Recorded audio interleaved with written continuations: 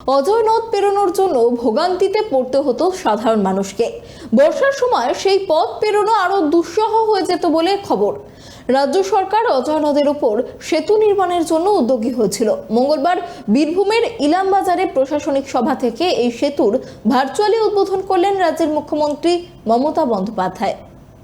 দুর্গাপুর থেকে বোলপুর যাওয়া এবার আরও সহজ। অজয় নদীর উপর গড়ে উঠল স্থায়ী সেতু। বীরভূমের ইলামবাজার থেকে অজয় নদীর উপর বহু প্রতীক্ষিত সেতুর ভার্চুয়াল উদ্বোধন করলেন মুখ্যমন্ত্রী মমতা বন্দ্যোপাধ্যায়। পূর্ত দপ্তরের উদ্যোগে 138 কোটি টাকা ব্যয়ে নির্মিত এই সেতুর নামকরণ হয়েছে জয়দেব সেতু। দীর্ঘদিন ধরে সাধারণ মানুষ ও দুই জেলার বাসিন্দাদের দাবি ছিল এই সেতুর, যা এদিন বাস্তবে রূপ পেল। এই সেতু তৈরি হওয়ার ফলে ইলামবাজারের টিকরবেতা থেকে শুরু হয়ে শিবপুর পর্যন্ত যাতায়াতে বিপুল সুবিধা হবে। আগে দুর্গাপুর মুচিপাড়া হয়ে শান্তিনিকেতন যাওয়ার রাস্তা 22 থেকে 25 কিলোমিটার বেশি ঘুরে যেতে হতো। এখন এই সেতু চালু হওয়ার ফলে সেই দূরত্ব অনেকটাই কমে গেল। সময় ও খরচ দুয়েরই সাশ্রয় হবে। স্থানীয়দের অভিযোগ ছিল, এতদিন অজয় নদ পেরোতে হিউম পাইপ, বোল্ডার ও মোরাম দিয়ে তৈরি অস্থায়ী সেতুই ছিল একমাত্র ভরসা। বর্ষার সময় সেই সেতু ভেসে গেলে যোগাযোগ সম্পূর্ণ বিচ্ছিন্ন হয়ে পড়ত। সেক্ষেত্রে নৌকায় ছিল শেষ উপায়, কিন্তু নদীর জলস্তর বেড়ে গেলে তাও সম্ভব হতো না।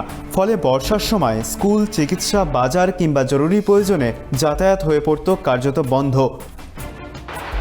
আজকে অজয় নদীর উপর সেতু উদ্বোধন হলো জয়দেব তেন্দুলি খাগড়া রাস্তার সাথে পশ্চিম বর্ধমানের মুচিপাড়া শিবপুর রাস্তার যোগাযোগ স্থাপনকারী অজয় নদীর ওপর একটি বড় সেতু।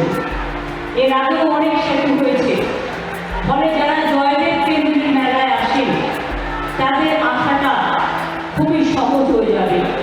আবার কালনা থেকে শান্তিপুর আমরা নবদ্বীপ যাওয়ার জন্য সেখানেও বড় সেতু করে দিয়েছি। আমি বলবো ডিএমকে বা পিডব্লিউডি ডিপার্টমেন্টে যারা করেছে, এটা অজয় নদীর নাম তো সবাই জানে, কিন্তু যেহেতু জয়দেব তেন্দুলি থেকে যাচ্ছে, এটা জয়দেব সেতু করলে ভালো হয়। এটা লোকাল সেন্টিমেন্টে এটা একটা ভালো কাজ করবে।